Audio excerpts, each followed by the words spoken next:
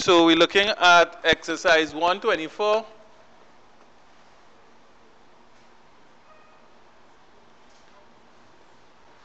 Number 1. Then we look at number 5. So far that's what I've been told, 1 and 5. Number 1 said, find the inverse functions for the following. Number 1 was f such that x maps onto 3x. F such that x maps onto 3x. All of this could be replaced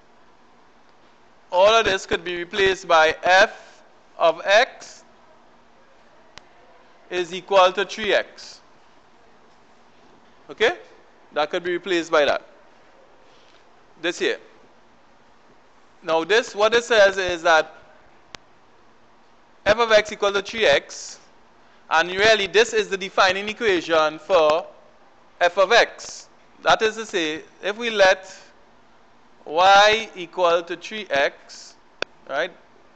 This is the defining equation for f of x. Let y equal to 3x. Then the next step here is to interchange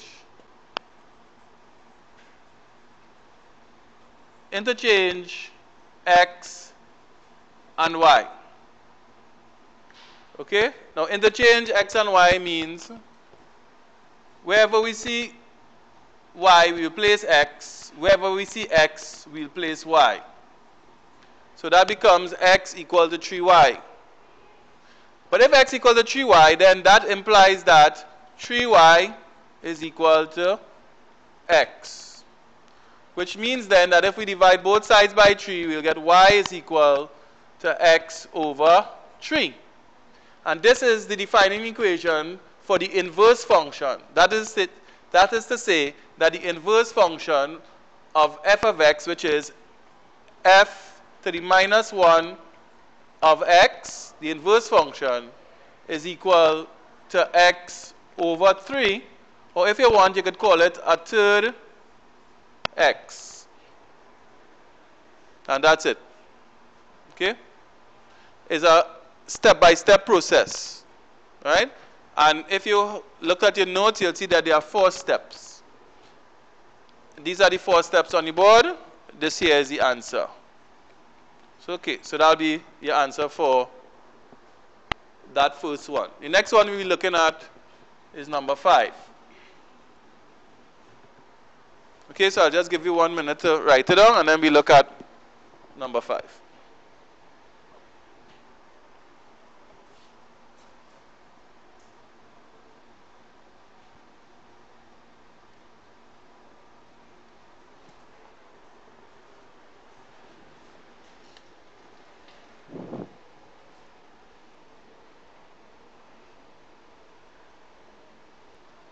Okay, so what we're looking at in the next example, or the next question, which is question number 5, is f of x is equal to 2x minus 5 over x plus 2. Now this is a fractional question, and you would expect that it will be a little different from this one. So this is the defining equation for f of x. So in the exam you'd write that, but for shortened purposes we'll say let y equal to 2x minus 5 over x plus 2. Over x plus 2.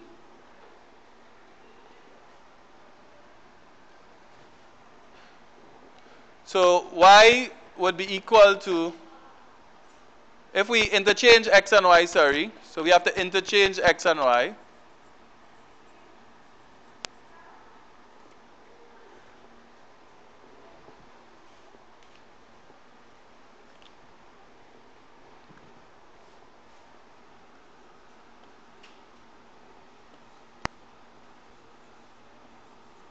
So if we interchange x and y, what would happen?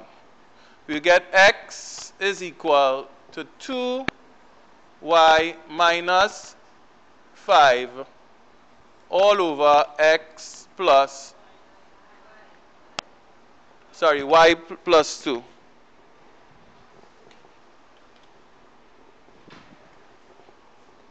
Y plus 2. So we'll put x over 1 because we are getting ready to cross multiply. And we'll multiply 2y minus 5 by 1. And we'll put that equal to x multiplied by y plus 2. So what we'll get is x into y plus 2, when you multiply here, will be equal to 2y minus 5 by 1, which is 2y minus 5. What happens next? You expand here. So x by y, x by 2. So that'll be xy plus 2x is equal to 2y minus 5. Then we group all the y terms together, and those that do not have y in it, remove them from the left hand side. So we get x y minus 2y would be equal to minus 2x minus 5. Okay, we would have minus 2y on the right hand side, and we also have to do it on the left hand side. And we minus 2x on the left hand side. To remove it, we also minus 2x on the right hand side. So this is what we would end up with. Then we take out y as a factor. So we get x minus 2 in brackets. It would be equal to minus 2x minus 5. Then we divide the left hand side by x minus 2 to remove it. So we'll get y. If we divide the left hand side by x minus 2, we'll remove it. And we'll end up with y is equal to minus 2x minus 5 over x minus 2. Minus 2x minus 5 over x minus 2. This would be the defining equation for the inverse function. So then we'd write the inverse function. Therefore, the inverse function would be f to the minus 1 of x. And that would be equal to what we just got up there. Minus 2x minus 5 all over x minus 2. Minus 2x minus 5 all over x minus 2.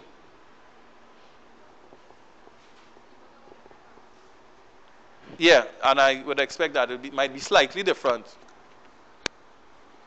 Right? What is the answer the book has? 2x plus 5 over x minus 2.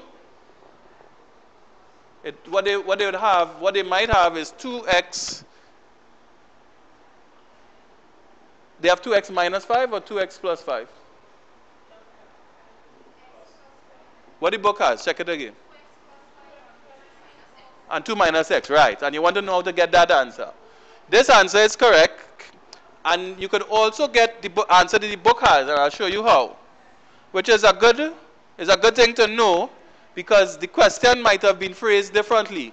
It might not have been an open-ended question. Right? This question could have been, show that f to the minus 1 of x is equal to the answer you have in the book.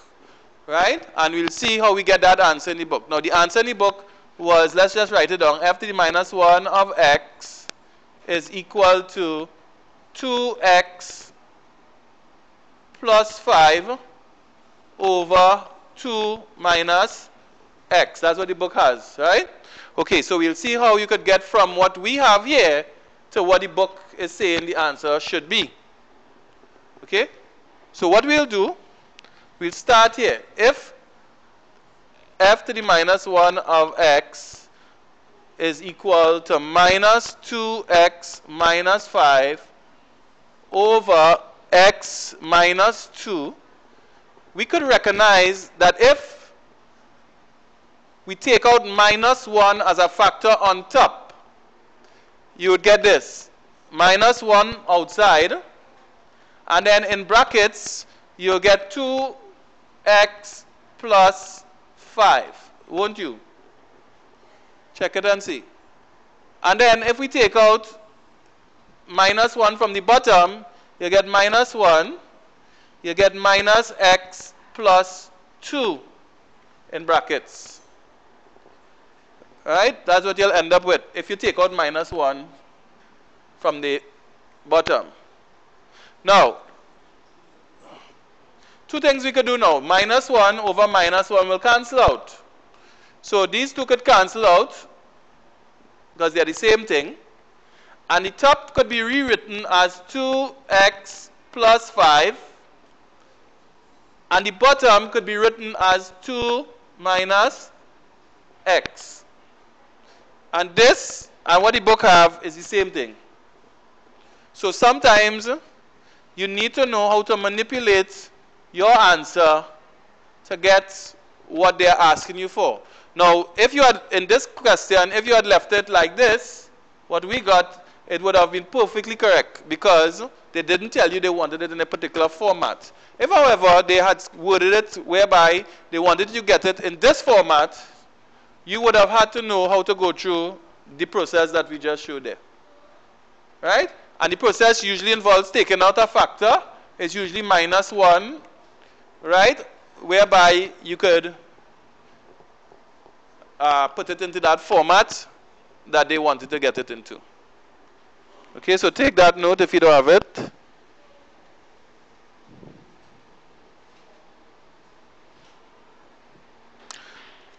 Okay, so we're looking at number 6, exercise 124, number 6.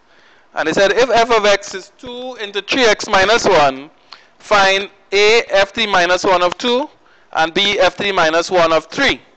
Before we could find f3 minus 1 of any number, we would have to find f3 minus 1 of x. So we go through the procedure. This is the defining equation for f of x. That is to say, if we let y equal to 2 into 3x minus 1, if we let y equal to 2 into 3x minus 1, then we could expand and we would say that y would be equal to 2 by 3x, 2 by minus 1, which would be 6x minus 2. Then the next step, of course, is to do the interchange. X and y. So we have x will be equal to 6y minus 2, or that would imply that 6y minus 2 is equal to x, which would imply that 6y would be equal to x plus 2, which would imply that y would be equal to x plus 2 all over 6.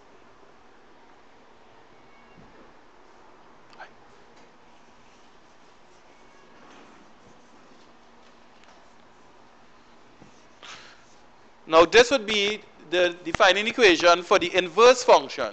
So in the exam you would write that, and then you'd write the inverse function would be f to the minus 1 of x, and that would be equal to x plus 2 all over 6. Now you are asked to find f to the minus 1 of minus 2.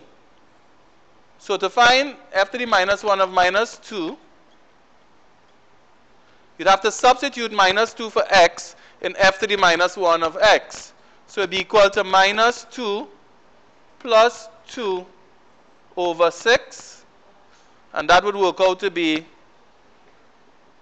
0 over 6, which would be equal to 0. Right? That was correct. And then in part B, you would have to find f to the minus 1 of minus 3. So we do the same thing. F to the minus 1 of minus 3 would be equal to minus 3 plus 2 all over 6. And that would work out to be minus 1 over 6, which is the same thing as saying it's just 3. Okay, sorry. So this is plus 3. So if it's plus 3, it'll be plus 3. And plus 3 plus 2 is plus 5. So this will be plus 5 over 6. Okay, so your answer would be 5 over 6 or 5, 6. So f to the minus 1 of 3 is equal to 5, 6.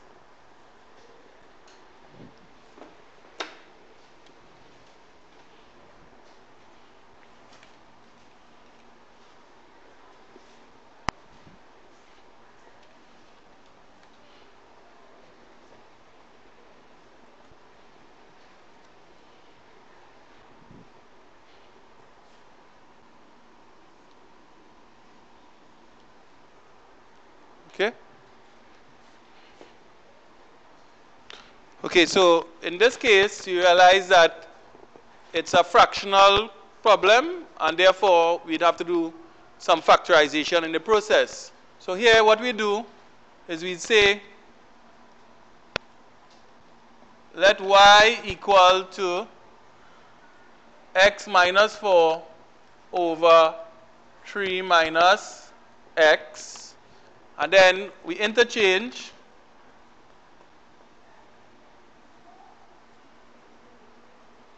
x and y. So if we interchange x and y, what happens?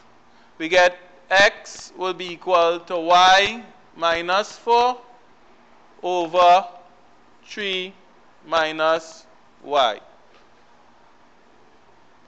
Okay, because we interchanged. The next step there will be to cross multiply. So we'll put the x over 1 and we'll cross multiply, meaning we multiply x by 3 minus y and y minus 4 by 1 and put them equal. So if we do that cross multiplication, what it would imply now is that x multiplied by 3 minus y will be equal to y minus 4. Which would imply that when we multiply x by 3 and x by minus y, we'll get 3x minus xy will equal to y minus 4 when we do that multiplication. Then we'll get all the terms that contain y on the left hand side and all those that do not contain y on the right hand side. So we'll have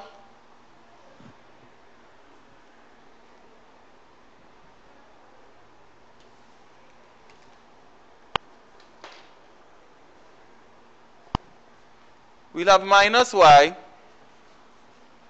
minus xy will be equal to minus 3x minus 4. Minus y minus xy is equal to minus 3x minus 4. Because we minus y on the right hand side, we minus it on the left hand side. We minus 3x on the left hand side, we minus it on the right hand side as well. So if we take out y as a factor here, what will we get? We'll get y into minus 1 minus x will be equal to minus 3x minus 4.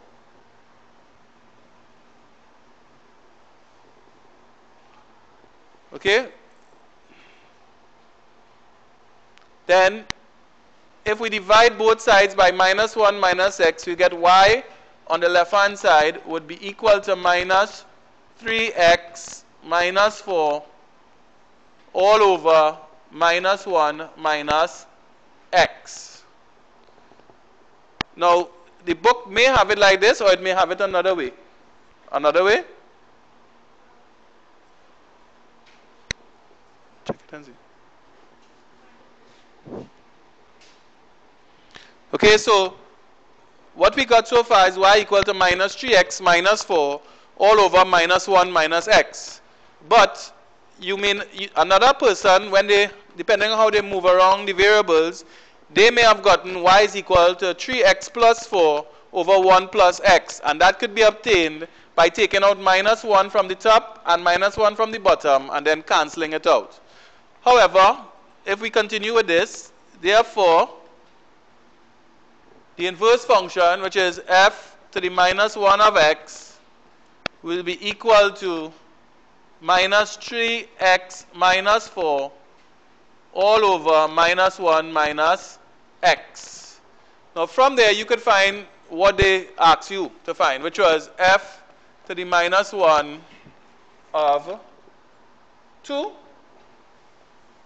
and then we'll do f to the minus 1 of minus 1. So if it's f to the minus 1 of 2, we'd get, if we put 2 in the equation, we get minus 3 by 2 minus 4 all over minus 1 minus 2. Okay, so we just check it back. We have to, if it's f to the minus 1 of 2, you'd be putting 2 in the 2 for x, and we're using our brackets just to make sure everything is okay.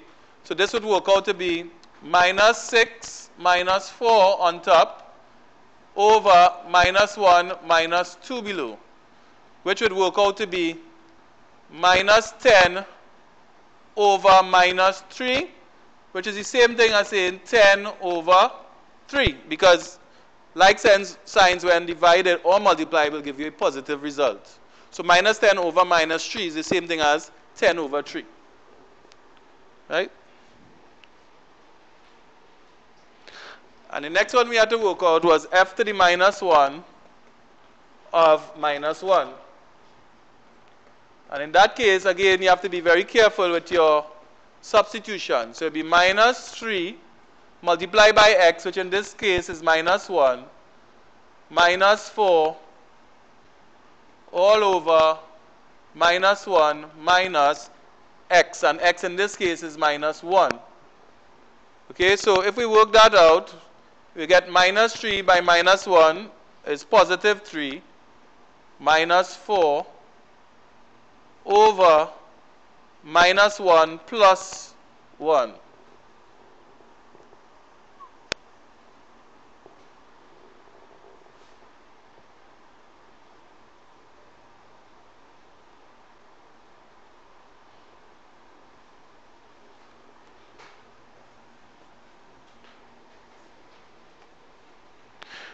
So in this question, when they give you f to the minus 1, you'd realize that on top, you would have minus 1, and at the bottom, you'd have 0. And anytime we have a division by 0, we say that this is not possible or not defined. And we could actually go ahead and make this statement, what I'm going to make. We could say that minus 1 is that value of x which cannot be in the domain of f of x. Because if it was in the domain of f of x, you would get this happening. So it's actually a reversal of what they would say. Because normally they would say, state the value of x, which cannot be in the domain of f of x. And we would go through, and we would take this and say, this cannot be equal to 0 and solve it. But here they gave us a value f to the minus 1, and it actually came down to this problem, or to this part. So we say it's not defined at that point, and therefore minus 1 is a value of x that cannot be in the domain of f of x. Okay, what we'll be looking at now is some graphical work and what you're required to be able to do to draw graphs. Now there are some essential elements that I need you to take note of, so you'll be taking down some notes about presenting proper graphs. So your heading would be essential elements of a proper graph. Essential elements of a proper graph.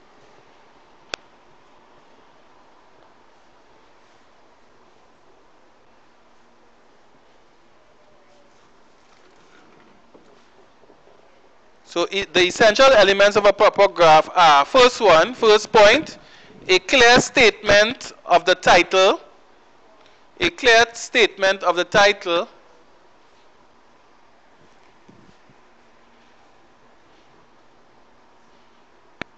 Must be placed at the top of the graph sheet.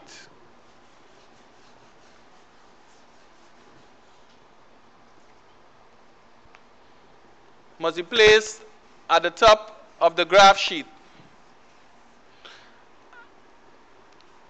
And must include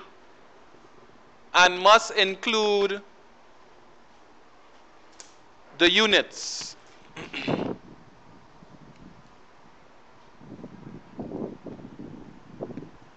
Example, example,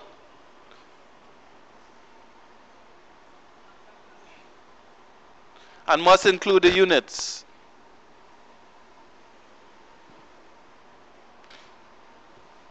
A clear statement of the title must be placed at the top of the graph sheet and must include the units. Example, graph of distance. Example, graph of distance in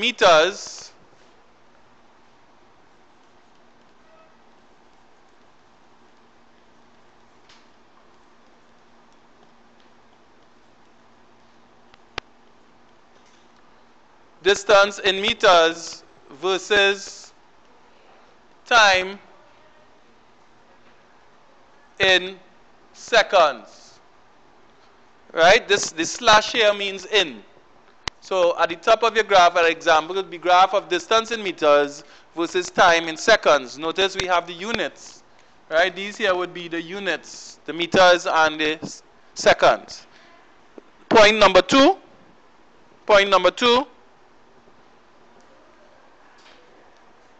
There must be clear labeling. Point number two. There must be clear labeling of the x and y axes.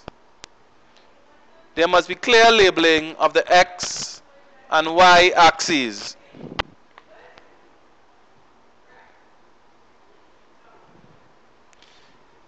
Including units of measurement. Including units of measurement.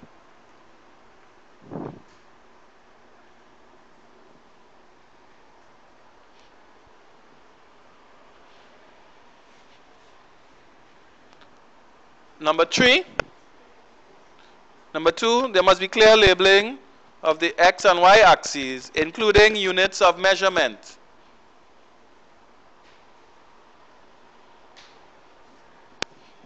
Number three, there must be a statement of the scales used. There must be a statement of the scales used.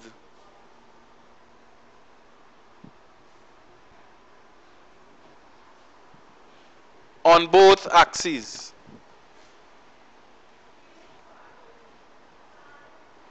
There must be a statement of the scales used on both axes. Number four,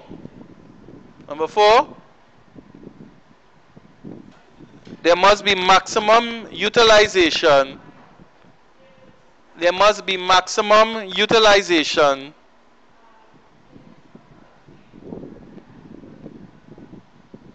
of the graph sheet.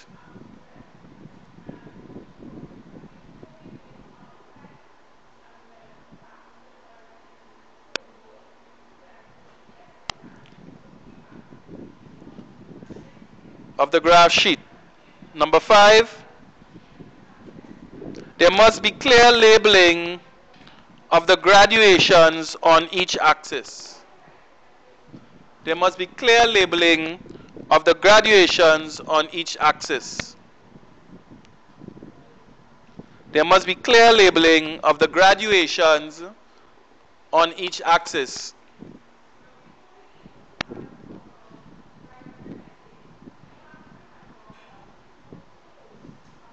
Full stop. The graduations, there must be clear labeling of the graduations on each axis.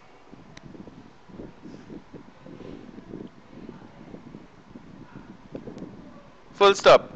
The graduations should be placed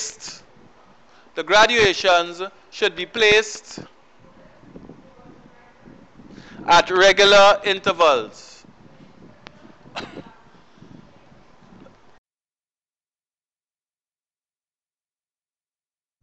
The graduations should be placed at regular intervals.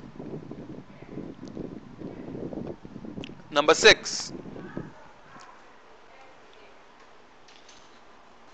Particular symbols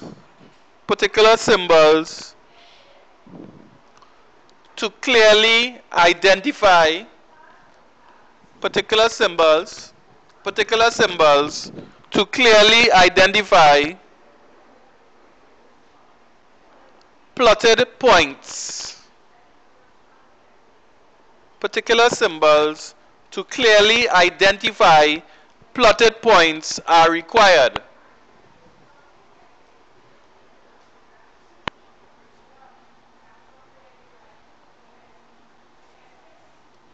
We recommend the following.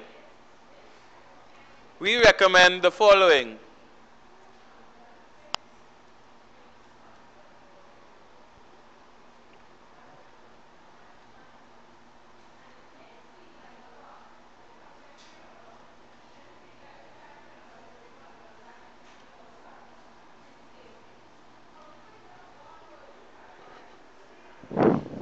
As shown on the board, right?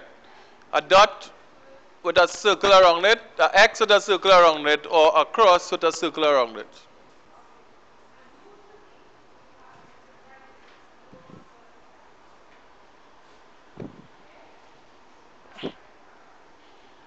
Number 7.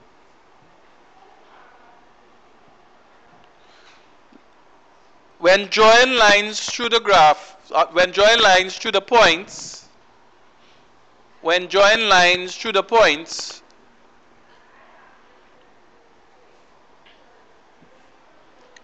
when drawing lines through the points, smooth, continuous curves, smooth, continuous curves,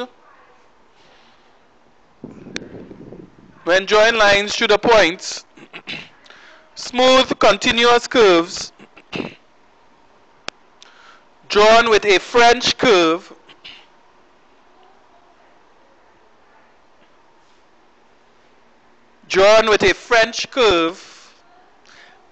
and smooth lines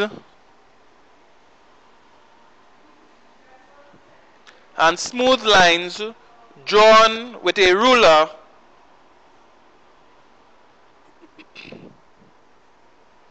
are required. And smooth lines drawn with a ruler are required.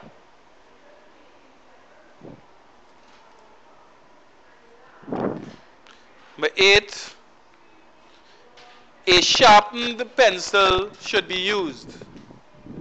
8, a sharpened pencil should be used for drawing. A sharpened pencil should be used for drawing.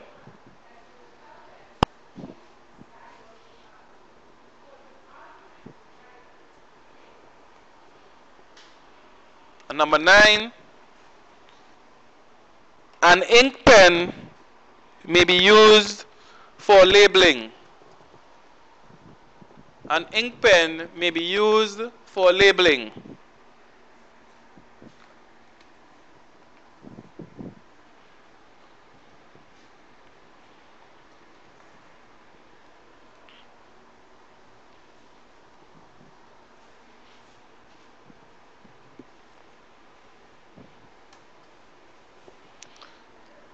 So, if for example, we had to draw a graph of y equal to 3x plus 5.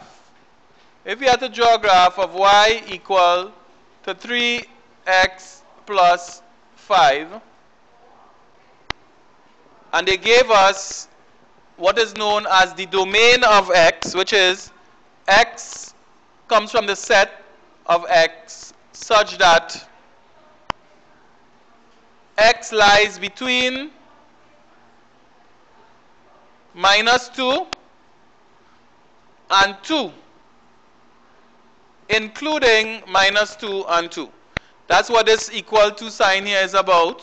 This equal to sign here and this equal to sign here means that you could include those two values when you're selecting the values of x.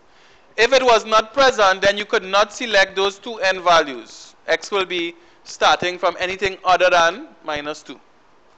So it means that the values of x that you could take to draw this graph here, which is a relation, must be taken from the domain. This is called the domain, whereby x would lie between -2 and 2, including -2 and 2. This could also be read as x is greater than or equal to -2, or x is less than or equal to 2. Right? That's another way of reading that. So if we had to do this, what we would do is we'd have to come up with a table, first of all. What are we going to draw? What is our graph going to comprise of? So if we have, let's say, values of x and values of y, what are those values going to be like? Now, they told us what the domain of x is. They say x could come from those set of numbers. So let us start off with -2 as our first value of x, and we'll go up to 2 in increments of 1. For any graph, you should have at least 5 or 6 points, right, as the minimum number. So we'll say -2, -1, 0, 1, and 2. That would make up the 5 points that we'd use to draw this particular graph. The next thing we'll do is to find the corresponding values of y that we'll be plotting. And we'll get that from the equation or the relation for y and x. So if we say across here, when x is equal to the first one -2, what is the value of y? Let's work it out. Y will be equal to, if we come here, 3 by x, which in this case is -2 plus 5. So it will be 3 by -2 plus 5. And that would work out to be 3 by -2 is -6 plus 5. -6 plus 5 works out to be -1. So y value therefore is -1. Let's do another one. Let's do when x equal to -1. When x is equal to -1, what is our y value? Our y value will be 3 by -1 plus 5. So you write it down, 3 by -1 plus 5. And that is going to be equal to -3 plus 5. And -3 plus 5 is equal to 2. So it means that this value of y here will be 2. Good? And you continue with that process to get the value. When x is 0, what y is. When x is 1, calculate what y is. When x is 2, calculate what y is. And you should get, when x is 0, y is 5. When x is 1, y is 8. When x is 2, y is 11. Now we said that these values here would be the domain of x.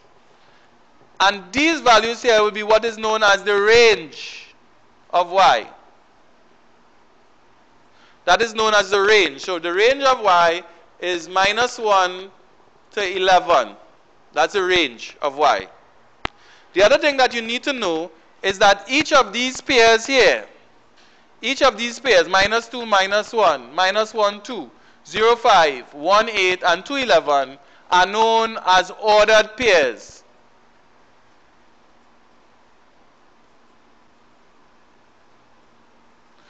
Each of those pairs of x and y are known as ordered pairs.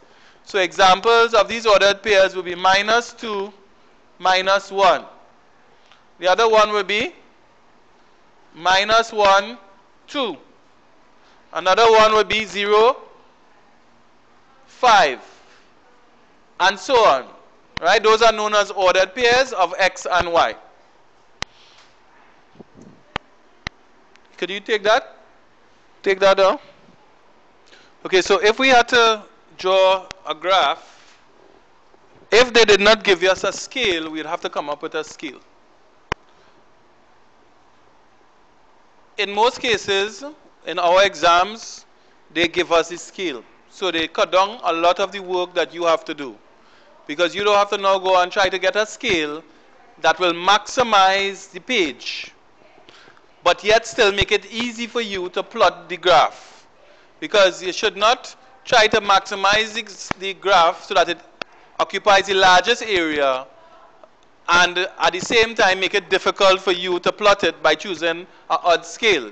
You have to choose a scale that finds a compromise between the two. Okay?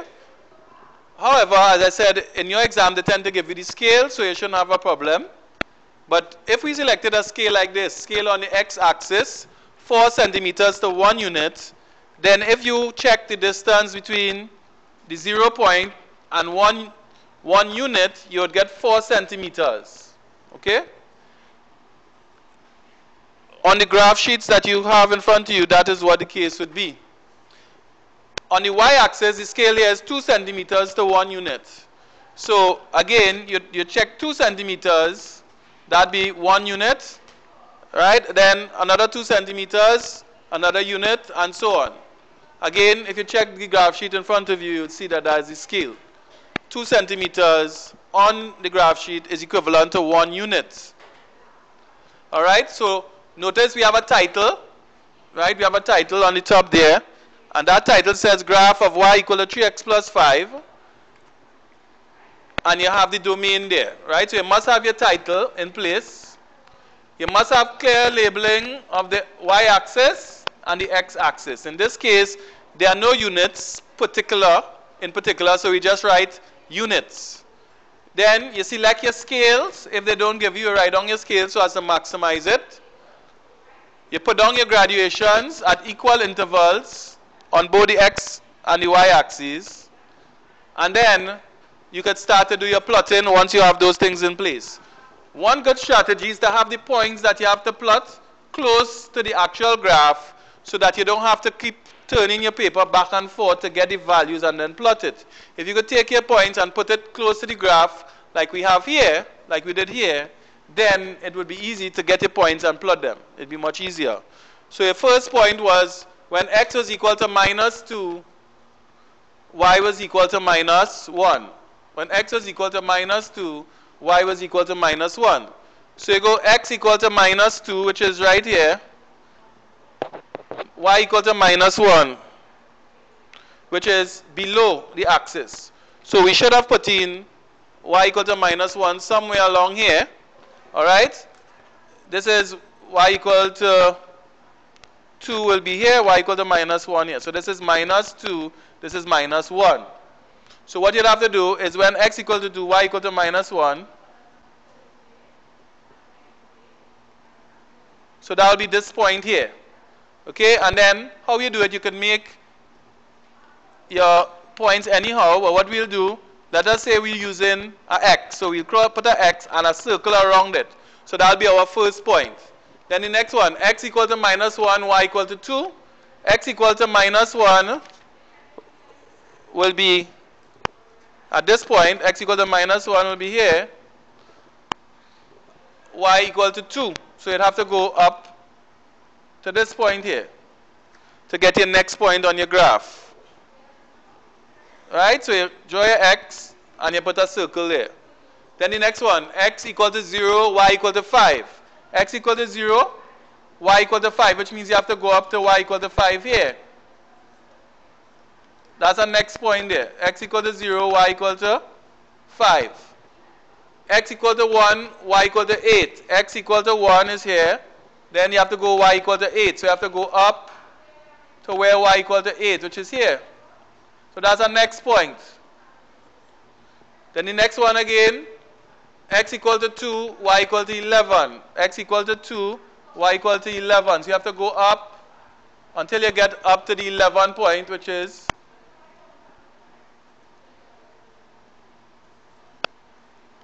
there. So you would have plotted your points,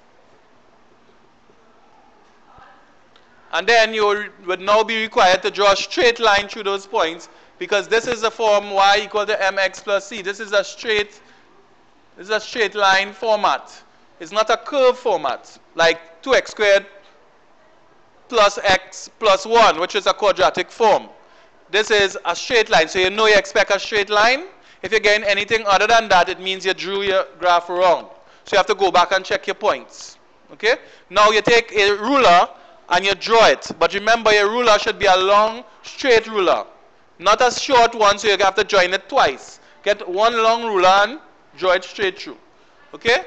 And when you draw it straight through, now, this was an average scale here, but you should get something fairly straight going through your points. Okay? And that will be your graph. That will be the graph that you're looking for. Okay, on the graph sheets provided, you also have y equal to 2x. Again, the domain is the same. Right? The scale is a little different. No, the scale is the same thing. And you plot out your points. You notice that in y equal to 2x, the graph goes straight through the origin. It goes through the point 0, 0. So anytime you have y equal to 2x, 3x, and so on, without a plus, y equal to 2x plus 5, for example, you always have the graph going through the origin as shown there. You go through the same procedure, and you'll find that it goes through the origin. The next graph that we look at is on the end page. We look at the one that is marked number 3. That's on the end page, and that'll be y equal to x squared. A graph of y equal to x squared. Okay. Now, before we go on to the graph of y equal to x squared, there's one point I want you to know, and it is that the graphs that we spoke about initially, which is y equal to 3x plus 5 and y equal to 2x, they are both what you call one-to-one relations or mapping, right? They are one-to-one because one value of x maps onto one and only one value of y. Okay? We'll be seeing something slightly different when we look at y equal to x squared. It would not be one-to-one. So we're looking at y equal to x squared now with the same domain of x, the same domain, which is between -2 and 2, and therefore we selected these same values here, right? All these values we selected. And if we want to find the corresponding values of y, we have to substitute x equal to each one of the values we selected for the domain into the equation for y and find the corresponding value of y. So for example, when x equal to -2, y is equal to -2 squared. And -2 squared will be 4. -2 squared will be 4. So we place 4 in this area here. When x equal to -1, y is equal to -1 squared, which is equal to, which is equal to 1. Then if you put 0, 0 squared is 0, 1 squared is 1, and 2 squared is 4. So you could make up your table very easily by doing that method there. And then you have to go about plotting your graph. Okay, so you draw your x and your y axes. Right, you come up with your scale and so on. You use the same scale, right, which is on the x-axis, 4 centimeters to 1 unit. And on the y-axis, 5 centimeters to 1 unit. When you draw this graph, you would see that the graph has a shape that comes down, touches here, and goes back up. We say that that graph is symmetrical about the y-axis. Because whatever you find on the left, you'll find an equal mapping on the right-hand side. It's symmetrical about the y-axis. And what we realize is, if this was -1, -2, -1, -2, what we'll find is that -2 is mapping onto 4, and 2 is also mapping onto 4. Alright, so let's say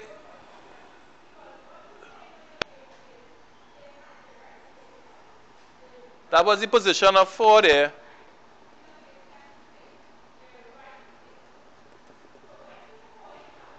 You're seeing what is happening. If this is 4 here, it means that two values of x are mapping onto the same value of y. Good? So it means that this is no longer 1-to-1. This is no longer 1 to 1. This is many to 1. That's how you qualify this particular type of graph. In the past, when we looked at the other two graphs, the two linear graphs, it was 1 to 1. One value of x mapped onto one value of y. But here, we see two values of x, in this case minus 2 and 2, are mapping onto one value of y, which is 4. If you look at the table, you'll see it. Minus 2 is mapping onto 4, and 2 is mapping onto 4. So you have what is known as a many to 1 relationship. Many x, which in this case is 2x, is mapping on to 1 y. So we say many to 1. Okay? You can see another example of it here, where minus 1 in the x column is mapping onto 1, and 1 is also mapping onto 1. So we have more than one value of x, or many values of x, mapping onto one value of y. So this is what is known as a many to 1 relationship. So if I came up here, and I came across, this would be 1, and if I came across to here, and I came down, it would also map onto 1.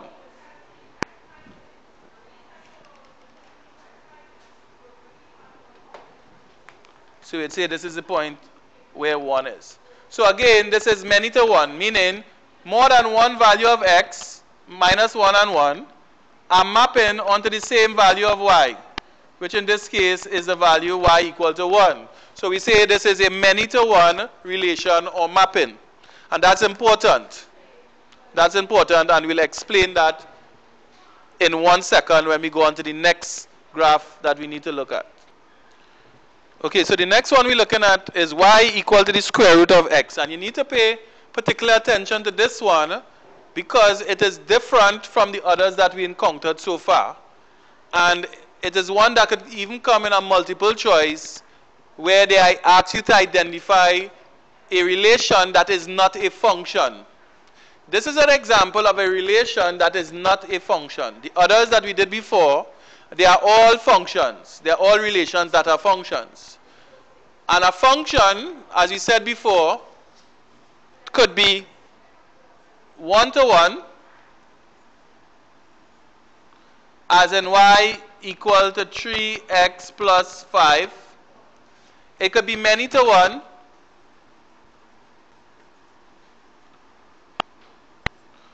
It could be many to 1, as in y equal to x squared.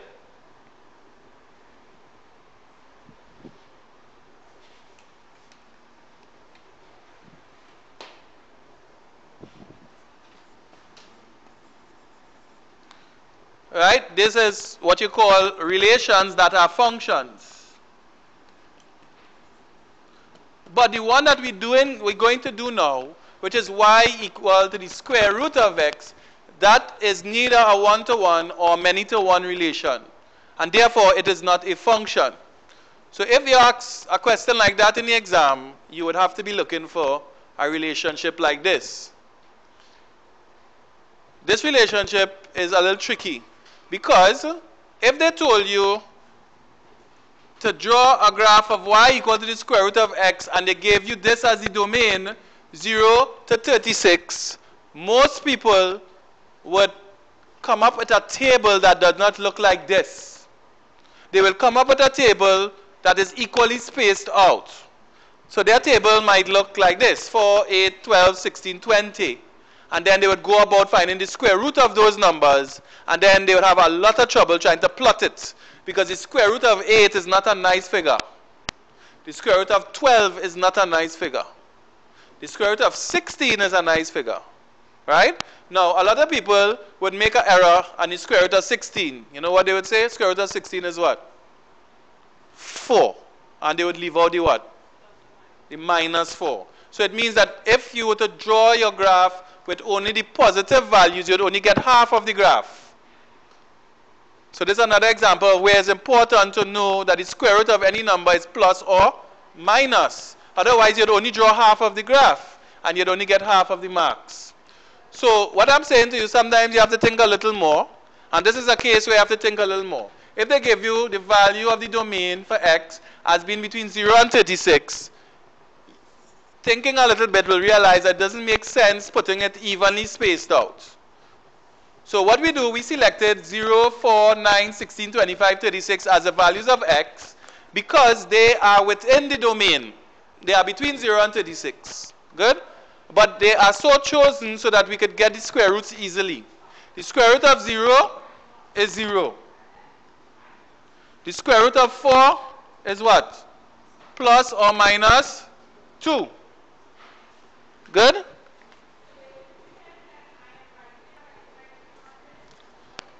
The square root of 9 is plus or minus 3. 16 plus or minus 4. 25 plus or minus 5. 36 plus or minus 6. So we chose the value of x to make our life in finding y easy. So now, in terms of plotting it, it is easy as well. So we come up and we draw out our scale as shown, right? You make it up as shown. Your scale in this case is still the same. Let's see what scale we had used here, or what would be the best scale for this case. It would be on the x-axis 2 centimeters to 4 units. So that'll be the best way to look at this.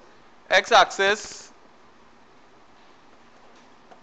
2 centimeters to 4 units would be the best one.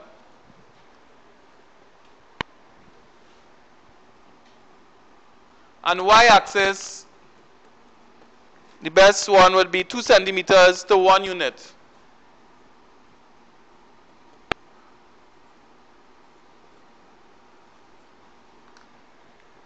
Okay? Now,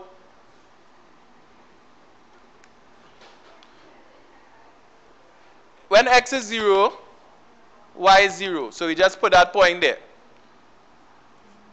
Right? When x is 4, y is plus or minus 2. When x is 4, y is plus or minus 2. That's 1 here.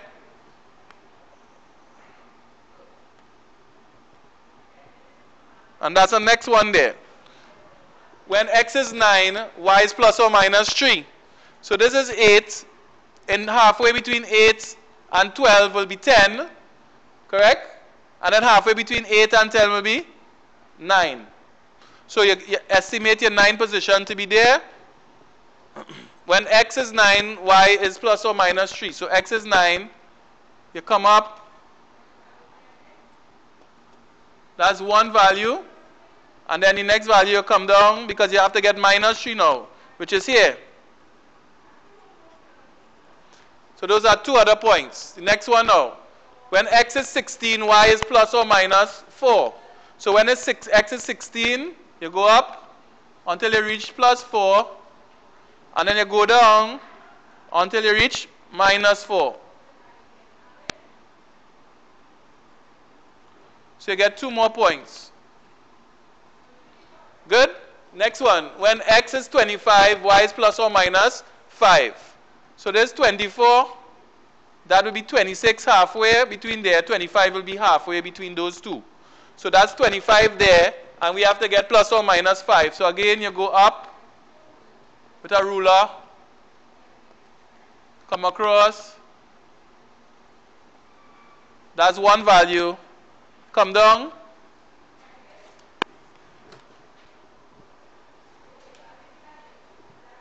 Until you get minus 5 on the other end.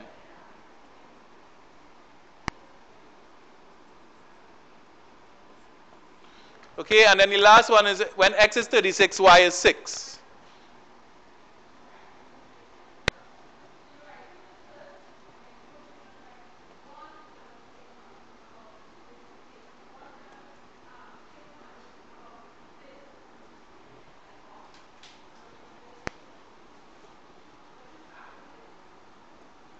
Good? So now you have all your points, right, from your graph, and you would connect these using your French curve, right, because you want to get the best curve. So I'm just going to do it with freehand, right, and then here as well. Okay, so this is how your graph would come out.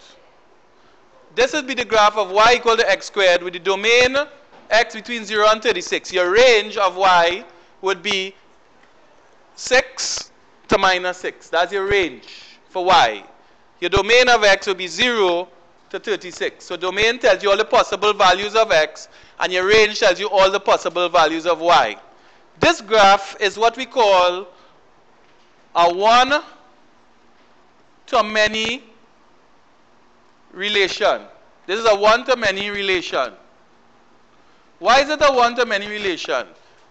Because one value of x maps onto more than one or many values of y. For example, 4 maps on to plus or minus 2. So it's 1 going to more than 1 or many. 9 goes to plus or minus 3. One value of x goes to more than one or many values of y. And this is an example of a relation that is not a function. And that's why it's important. Right? This here is not a function. It's not a function. And you need to be aware of that. Okay? Because that could come up in the exam.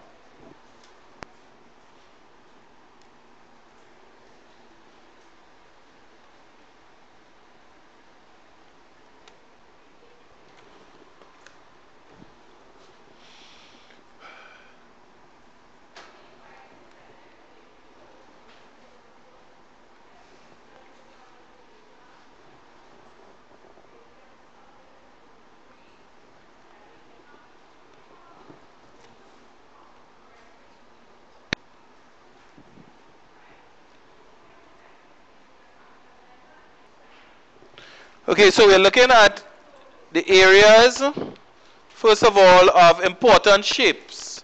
And one of the main shapes that you'll be dealing with is a triangle. So if we were to draw a triangle, a basic triangle, this is what is known as a right angle triangle, where you have at least one angle that is 90 degrees. So if we call this triangle A, B, C, there are certain things you need to know. The vertices are usually given capital letters. So that's why you see capital A, capital B, and capital C. And the angles at those vertices are normally the same capital letter with a little hat on top of it. That means angle C. The one next to B will be angle B, and then the one next to A will be angle A. In this case, angle A is a 90 degrees, 90 degree angle. Now, opposite to each vertex, there is a side. So, opposite vertex A, if I go opposite or furthest away, I will encounter a side. And that side will be the side BC. And the length of BC is usually denoted by common letter. In this case, common A, because it's opposite to vertex A. If we go opposite to vertex C, that will be pointing to the side AB or BA. And that side's length will be denoted by common C. And if we go opposite vertex B, we'll be pointing to the side AC. And the length of that side will be denoted by common B. And similarly, if this triangle was named anything else, any other letters of the alphabet, for example, PQR, LMN, it doesn't matter. You'll go about talking about the triangle in a similar manner. Okay? Be aware of that. Now, if I were to ask you what is the area of a triangle, most people would tell me the area of a triangle, area of the triangle, most people will say a half multiplied by the base multiplied by the height. Okay? Most people would say that. But that is only one equation for the area of a triangle. And it only applies to a particular type of triangle. And it applies to the triangles that are 90 degrees, that have a 90 degree in it. So that this height here is something known as the perpendicular height. And the symbol for perpendicular is what I just drew there. This here means perpendicular.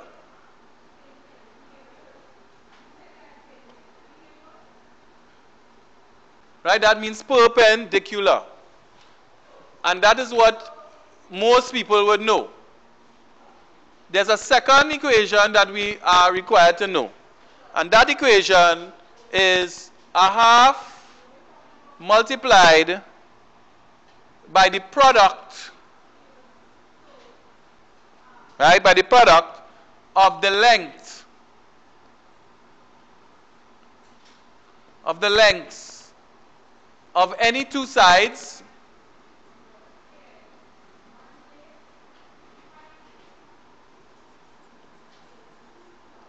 multiplied by the sine of the angle included by these sides.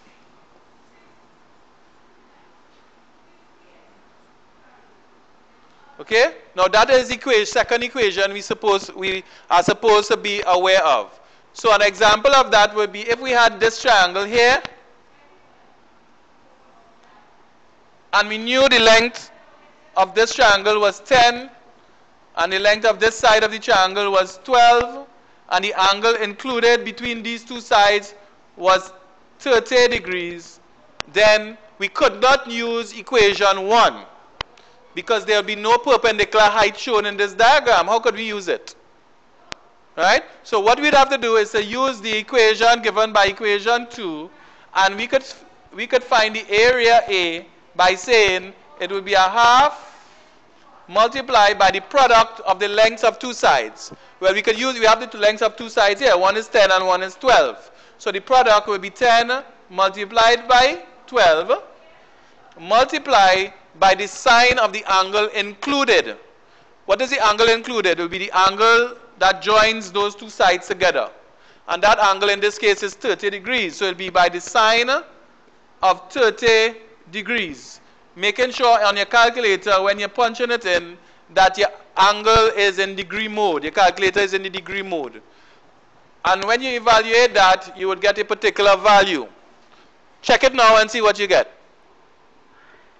So if we worked this out, a half by 10 by 12 by sine 30, you would find that you get an answer of 30. Good? But the unit of area will be the length unit squared. So if this was in centimeters, 10 centimeters long, 12 centimeters, this would be 30 centimeters squared will be the area. Okay? 30 centimeters squared. If by any chance you're not getting it, let me know and I'll show you how to do it.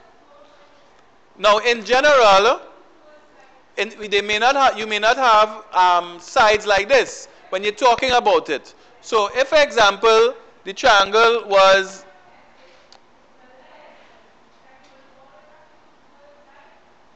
CAB like this, then what we say is this side will be side A, this side will be side B, this side will be side C, and this angle here will be angle C. Okay, based on what we were saying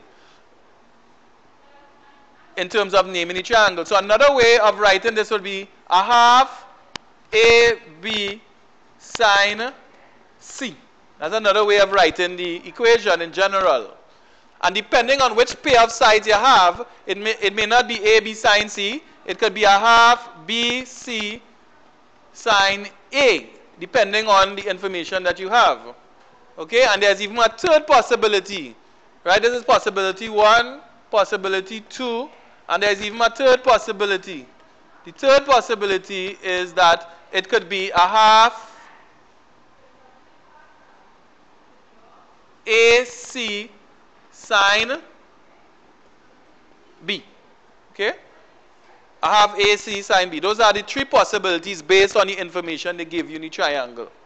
Okay, so that was the second way to find the area of a triangle. What about the third way? There's a third equation that you guys are supposed to know about. And that third equation requires you to know something called S, which is the semi-perimeter. S is called the semi-perimeter. And if you recall, semi-perimeter, the word semi means half of. Semicircle, half of a circle. So semi-perimeter really means half of the perimeter. Half of the perimeter. And once we could find that semi-perimeter, which is easy, add up the three sides and divided by 2, that's a semi-perimeter. We could now find the area by using the equation, the square root of S into S minus A into S minus B into S minus C, where A, B, and C represent the lengths of the three sides of the triangle. Okay, A, B, and C are the lengths of the three sides of the triangle.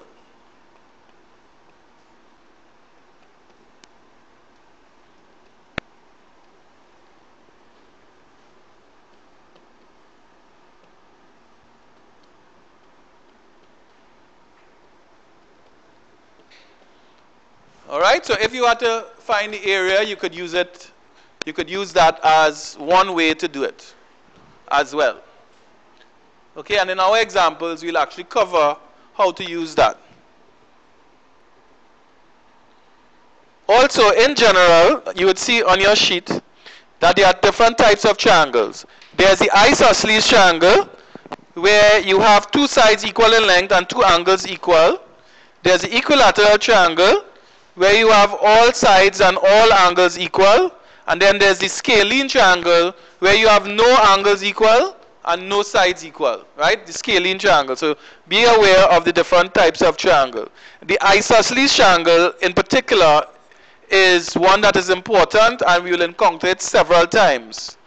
The main thing about the isosceles triangle is that you identify the apex angle, which is where the two sides that are equal join, and the base angles will be those angles that are not the apex.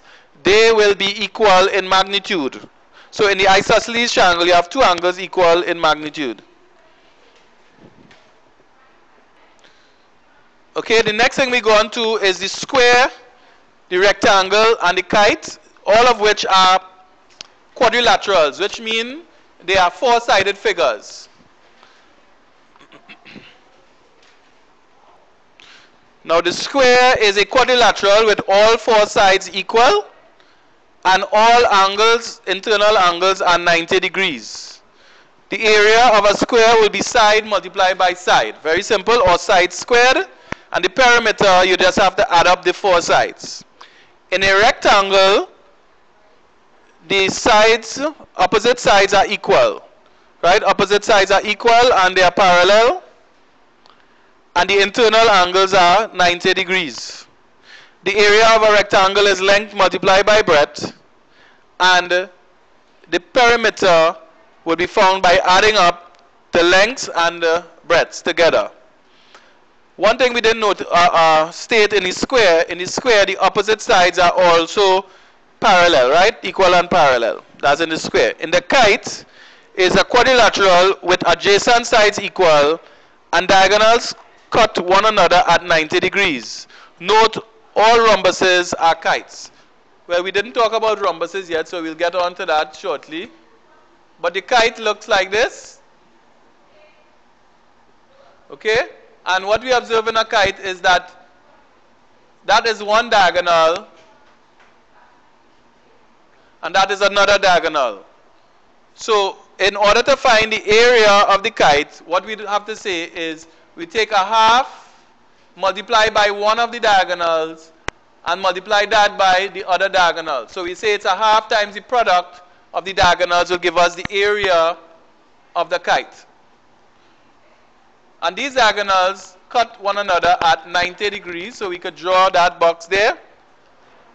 The adjacent sides are equal in length. These two sides are equal in length. That's why you put the double dashes, meaning these sides are equal, and the single dashes, meaning these sides here are also equal in length. If this is one diagonal here, and this is another diagonal here, then we said that the area will be given by a half d1 by d2. Again, to get the perimeter, you add up all of the lengths. And the next quadrilateral we look at is the parallelogram, which is what we have on the board there. And in a parallelogram, you say that it's a quadrilateral with opposite sides equal and parallel. So if we look at this side here, it will be opposite to this side here, and they will be not only parallel, they will also be equal in length. So if If this is equal to this, they will both have the double dashes like that. And the arrow means that they are parallel. That is to say, if we extend them, they will never touch one another no matter how far we extend them. So we say that they are parallel. And these sides here are also parallel. Because if we extend them, they will never intersect or converge to one another. They are also equal in length. Opposite sides are equal in length and they are parallel to one another. The interior angles in a parallelogram are not always 90 degrees. So these angles here may not necessarily be equal to 90 degrees, and opposite angles though are equal. So this angle here, angle A, will be the same thing as angle C, and angle B will be the same thing as angle D. If we name this triangle A, B, C, D, not the triangle but the parallelogram. How do we find the area?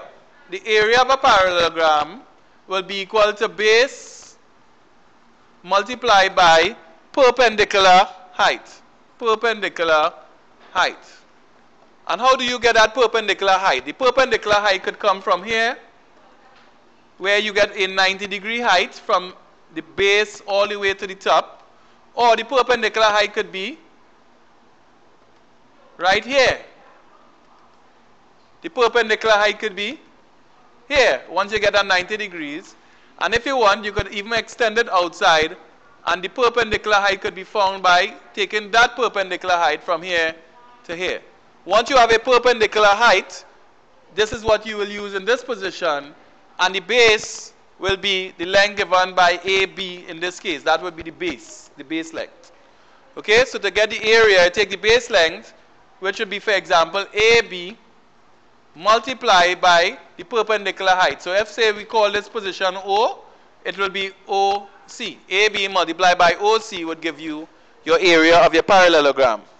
Now, there are some cases where your parallelogram, all of the sides are equal in length. And that will give rise to something called a rhombus. A rhombus is a parallelogram whose sides are all equal in length.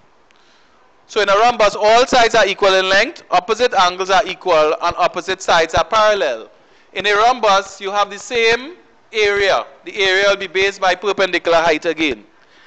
And then, we close off today with our last shape, which is a trapezium. And a trapezium is very important because they tend to like to bring trapeziums in exams regularly. So we look at trapeziums. Okay, so we're looking at trapeziums, and trapeziums are quadrilaterals with one pair of parallel sides. So if we look at this shape here, let's say we call it A, B, C, D. We say that this is a trapezium once we can identify one pair of parallel sides. And the parallel sides would be AB and DC, meaning if we extend them, they will never meet with one another. That's the only requirement for a quadrilateral. It must have one pair of parallel sides. They don't have to be equal in length, and the opposite sides don't have to be equal in length. That's a parallelogram. Sorry, that's a trapezium. Let's look at this one here. A, B, C, D. This as well is another version of a trapezium because it has one pair of parallel sides. The parallel sides again are AB and DC. They are parallel. If you extend them, they will never meet one another. How do you find the area of a trapezium? In the past, you may have said, oh, I'll break it up into triangles and a rectangle. But there's another way. This is the equation for the area of any trapezium. It's a half multiplied by the sum of the parallel sides. Whatever the lengths of the parallel sides are, you add them up. So it's a half multiplied by the sum of the parallel sides, multiplied now by the perpendicular distance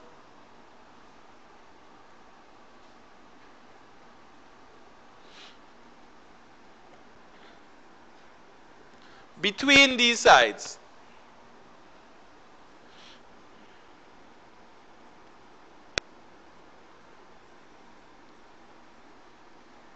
So if we were to find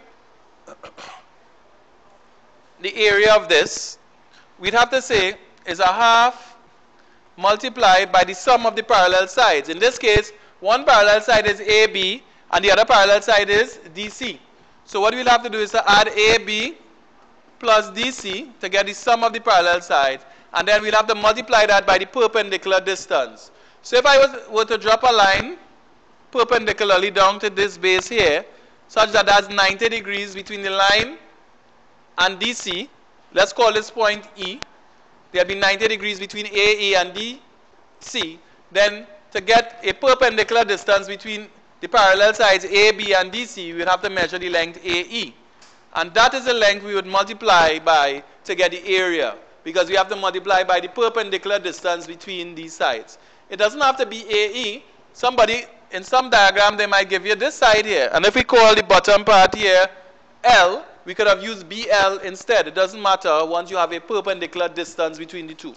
If you look at this one here, this diagram here, in this parallelogram, we would have to say a half by the sum of the parallel sides, which again is AB and DC. And the perpendicular distance between them would be A to D. That's a perpendicular distance between these two parallel sides. So I could use AD. But they may not give me AD. They might give me a measurement here. If we call this BL, they might have given me BL. So I could have used BL instead. But of course, BL would be the same thing as AD. Also realize in your mind that these are not the only possibilities of trapezium. What they could do is they could take this trapezium. If you imagine I stuck a pin in here and cut the shape out, they could take this and rotate it in any orientation and present it to you, and that is still a trapezium. Or they could put a pin here and rotate it in any orientation, and it's still a trapezium. That's why if you look in the handout, you would see that we have these same shapes turned in different orientations. Right? The one at the bottom is the one, number 4 is number 1 turned upside down. Number 2 and 3 is the same diagram, except that you turn it around on the axis I discussed here. Okay? So we'll close off with that today.